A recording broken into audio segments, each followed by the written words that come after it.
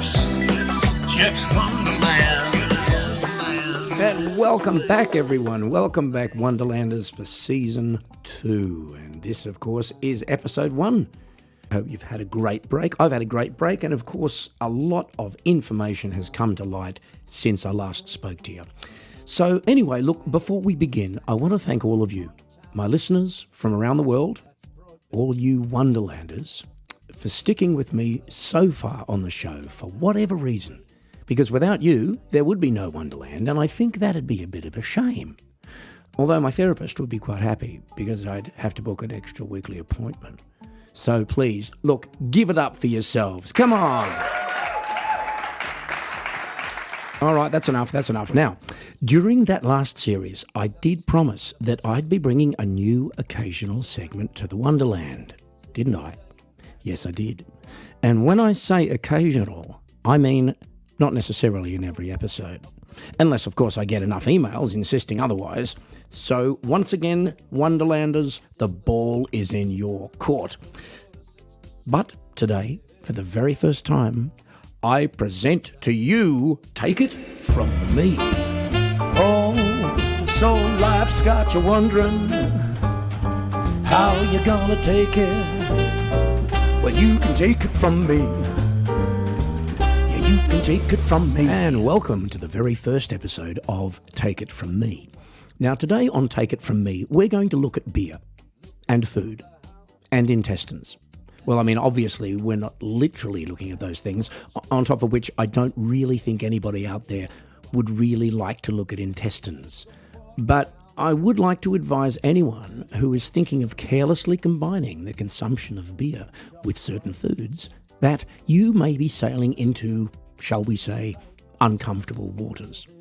My own independent research has proven conclusively that beer, once consumed, has a mind of its own, and like a difficult primary school child, does not always play well with others. Now, everybody, of course, is a bit different, and so I'd like to suggest that you carefully put combinations to the test to find out what works for you and what doesn't.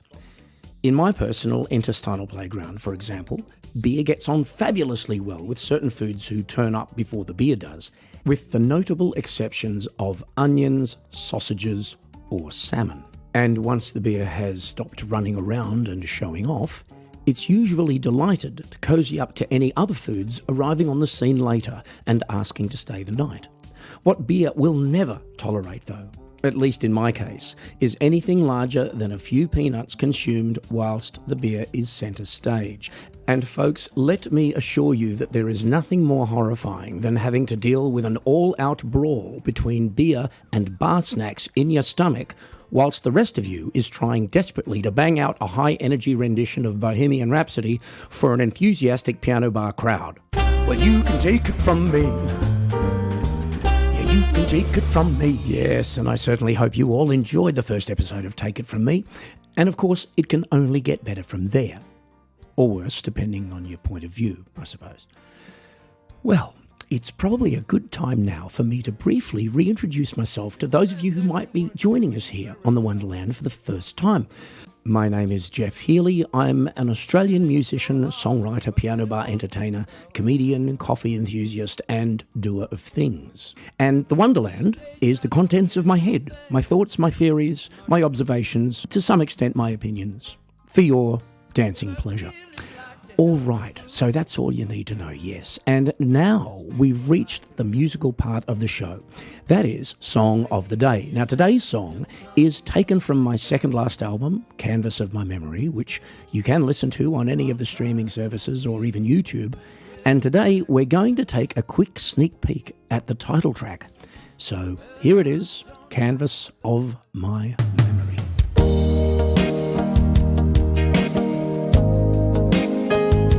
Folks, this particular song relates to my memories of my childhood, particularly growing up in a relatively small town in Australia. I went to a boarding school, and I've still got very, very fresh memories of that, and just how it felt to be there and how it felt to be that age. Old school tie and blue sky and tired shoes across the village green.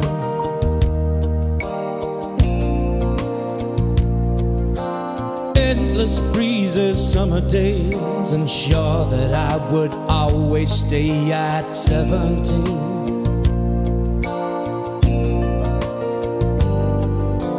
If I close my eyes, I can see it all just the way it used to be.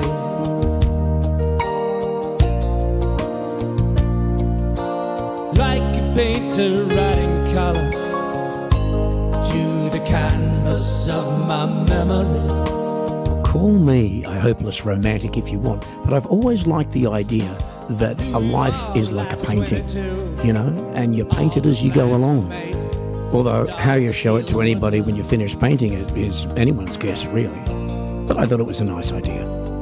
We were living high on level 10, spending every weekend in the sun.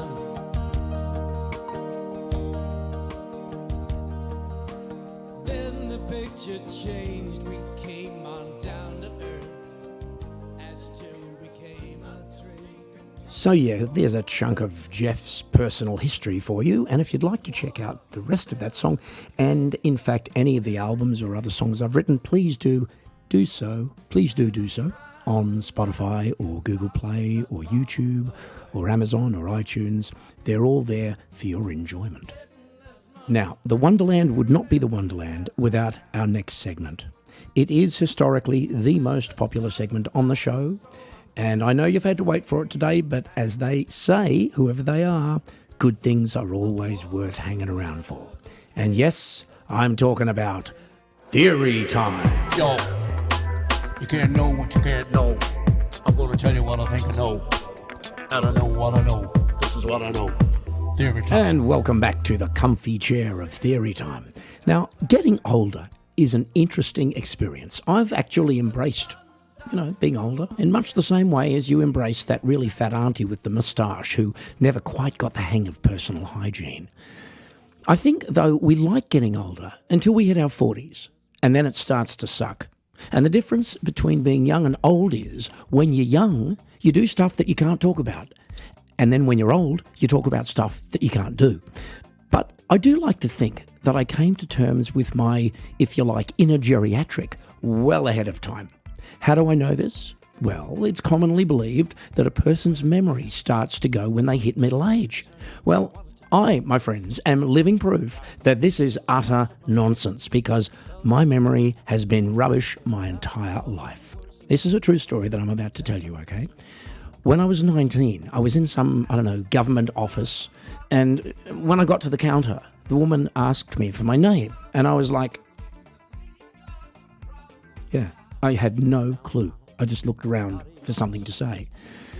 And when I finally remembered my name and I said my name, she looked at me as if to say, yeah, right. Okay, so the thing is, it's hard to be young and it's hard to be old. And of course, it's difficult for different reasons.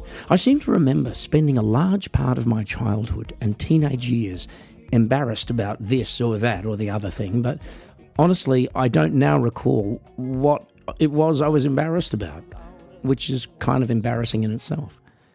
And then it seems that as you get older, something else starts creeping up on you. And that is the phenomenon of wishing you'd done things differently. And so perhaps life is a journey from embarrassment to regret. Now, continuing on the subject of getting older, one of the main problems with it is that there's an assumption in our society that age invariably brings wisdom. That experience and years mean knowing what things one should avoid and what things one should do, and that older, so-called mature people are acting upon that knowledge. I remember my dad used to say, "There's no fool like an old fool."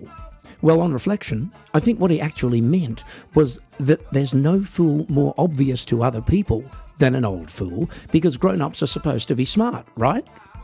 Young people can be stupid because they're young and aren't supposed to know what they're doing. Older people, on the other hand, have had all this experience and therefore are expected to know what they're doing and are not supposed to be stupid, and that's why the younger ones are supposed to listen to them. And so the bottom line here is this. What we learn as we get older, whether we realise it or not, consciously, is that all of that is complete nonsense, and that one of the most important things we can learn is that most of us will never learn. This is what I know. Theory time. Yes, that's another edition of Theory Time, and you might notice that the episode is far from over, and we're already over 10 minutes, and so I think we might be looking down the barrel today of an episode closer to 15 minutes, but I think that's fine, and we are on a collision course right now with the next most popular part of the show. And of course, I could only be referring to Geoff's Thought of the Day. I was thinking about something, I think it was the thought of the day. I think it was the thought of the day. And welcome to Thought of the Day, which today is kind of connected with what we were talking about just now in Theory Time. Probably because it's difficult to have a theory and then not have a thought about it afterwards. Difficult for me, that is. Anyway, look, I was reading on Facebook recently that the often maligned leader of a particular country deserved to be respected simply because of his position. Now, whilst this program is not going to muddy itself in politics, I merely want to say that respect is earned, that it is not an automatic right, and that the fact that this particular older person has behaved appallingly and earned the ridicule of the majority of the planet's population proves that cleverness, emotional intelligence, and being sensible is never a given. And neither, for that matter, is humility. But of course, we have to understand that humility is often really, really hard for older people because of all that unreasonable expectation that they should be somehow infallible and incapable of terrible decisions. You know, it's not enough that you're starting to feel all wobbly and flabby and falling to bits and forgetting your kids' names and so on. You've also got the pressure of having to be ostensibly smarter because you're older.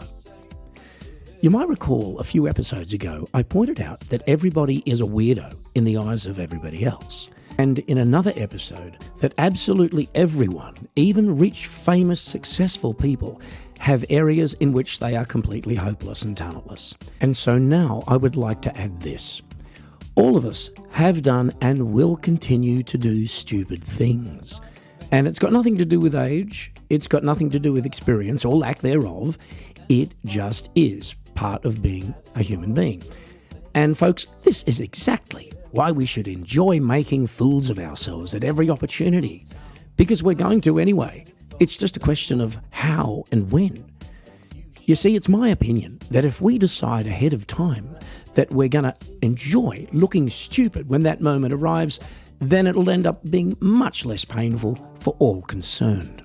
And so to that end, I would like to see you all give yourselves a break ahead of time for those moments when you screw up, and you will.